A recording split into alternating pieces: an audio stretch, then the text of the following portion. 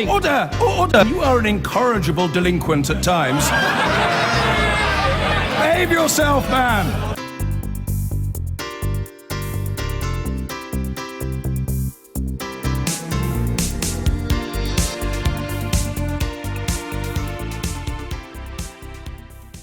Well, it's either a substantial change or a slap in the face for Britain, depending who you believe. David Cameron held aloft the text of a draft deal on Britain's future relationship with the EU, declaring it to be the best of both worlds.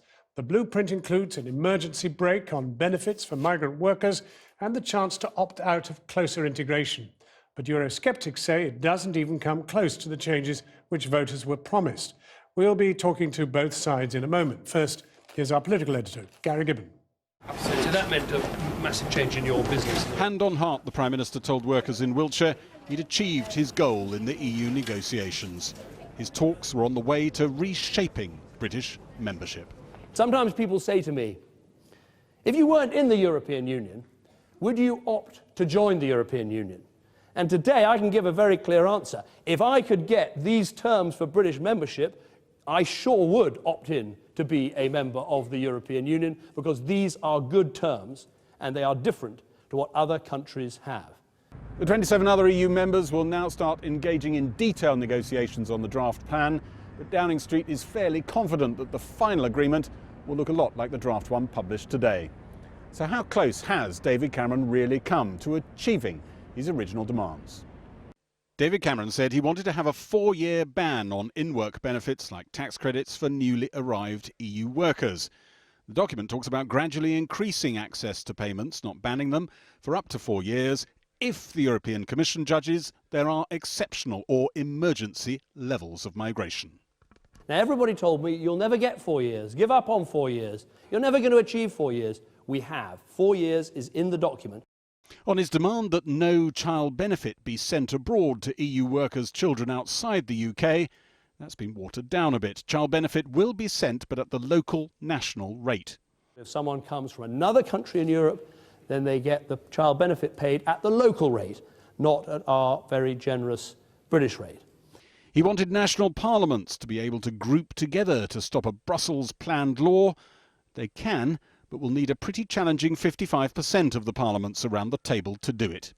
I said I wanted the national parliaments, our parliament, to be able to work with other national parliaments to block measures they didn't like. That if Brussels comes up with some crazy scheme, we can get hold of other parliaments with ours, work together and put a red light up and say, no, it doesn't go any further. David Cameron wanted to stop Eurozone countries caucusing or ganging up against non-Eurozone countries. He's been given the power to escalate or have an EU leader-level discussion about such claims. There's a mechanism, so if we're not happy with what's happening, we can pull a brake, the issues get discussed properly, and Britain's concerns as a country outside the Eurozone will be properly taken on board. Jeremy Corbyn! Jeremy Corbyn tried to get David Cameron to defend his deal in the House of Commons. But David Cameron sent his Europe minister instead. This whole process conducted by the Prime Minister is not about engaging with Parliament, is not engaging about the necessary questioning by MPs. It is about managing the problems within the Conservative Party. Some Conservatives lined up to belittle the negotiation. Tomorrow they'll get to put their points to the Prime Minister himself. This in-at-all-costs deal looks funny, it smells funny, it might be superficially shiny on the outside, but poke it and it's soft in the middle. Will my right honourable friend admit to the House that he has been reduced to polishing poo? My honourable friend, the member for Wicker, would have been polishing that particular question many days ago.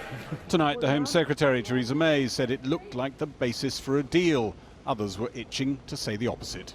I haven't seen the document yet. Everyone knows my views on this, but I'm going to read the document carefully. I'm not going to say anything for a while. At this morning's Cabinet meeting, Chris Grayling, the Leader of the House, asked the Prime Minister if we're pretty much looking at the final agreement already. Was he now free to go out and campaign against membership of the EU? The Prime Minister's position is that all ministers are bound by collective responsibility right the way up to the end of the negotiation. That's not going to stop the Prime Minister carrying on as he did today, trying to sell the deal and try and herd as many voters as he can into his pen, supporting EU membership. Gary Gibbon, Channel 4 News, Westminster. Well, now, earlier I spoke to the Europe Minister, David Lidington, who you saw in the Commons there, and I started by asking him whether today's document showed this was as far as Europe was willing to go. No, what we've learned is that there is a negotiation that's still ongoing, a distance still to travel ahead of the February European Council, but that if you look at the things that people said were impossible, they said a British carve-out from ever closer political union was impossible. They said a red card, a veto mechanism for national parliaments was impossible. They said it was impossible to get any European action to stop people being able to claim tax credits and in-work benefits from day one of arriving in the UK. They said that you'd never be able to get anything to provide safeguards for countries outside the euro, when the eurozone integrated. All of those things are in today's package. It's a really significant step forward towards the sort of reforms we want to get. But there is a problem, isn't there? Because 12 months ago, this is roughly what was sort of on the table then, or was being discussed then, and that's the moment when Mr. Cameron rejected it all and said this is like losing the steering wheel. Well, I mean, the one advantage I have over you, John, in this discussion is that I've been present at some of these meetings with other European governments, the European Commission, and so on. And I have to tell you that the things that are in Donald Tusk's documents today was certainly not on offer to us 12 months ago. It's taken a lot of hard work, led by the PM talking directly to every single one of his 27 head of government counterparts across Europe, that's enabled us to get within reach, and I stress within reach, of the sort of package that I think will make the British people feel much more at ease with their place in the EU in the future, and which also be good for Europe. This depends upon there being an emergency in migrants claiming these sums of money. Are we in an emergency right now? Yes, we're in a state so where we would be going straight down the road now. Well, what the Commission is saying today is that, in their view, as the European Commission, the United Kingdom is already in the situation where we meet the criteria described in the documents for the emergency brake on welfare claims to be applied. Do you think this is going to swing some votes in your own party?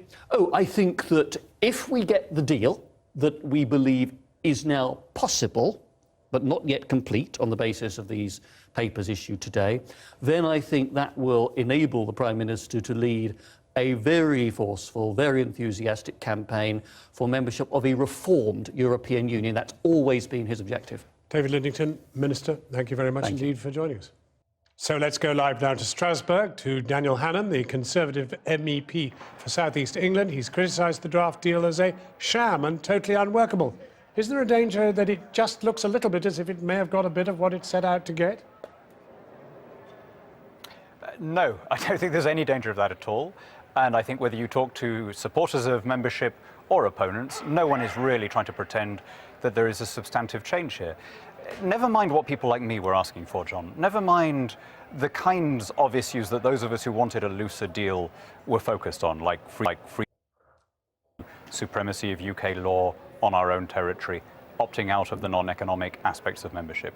If you judge this deal by what the PM himself was setting out as his criteria for success, pulling out justice, curbing the European Court, reforming the CAP, a 4-year moratorium on benefits claims, a manifesto promise not to be sending child benefit to children who have not set foot in this country. If you judge it by those criteria, it still falls well short. And therefore, what I think this whole process has served to demonstrate is the extent, one could almost say disdain or contempt, that even on the eve of a referendum by the second biggest net contributor, Eurocrats are not prepared to make any meaningful concessions. Well, Daniel Hannan, unfortunately, there's a conspiratorial gremlin on the line, but we're getting most of what you're saying, and I'm sorry about that, but nothing crucial was missed.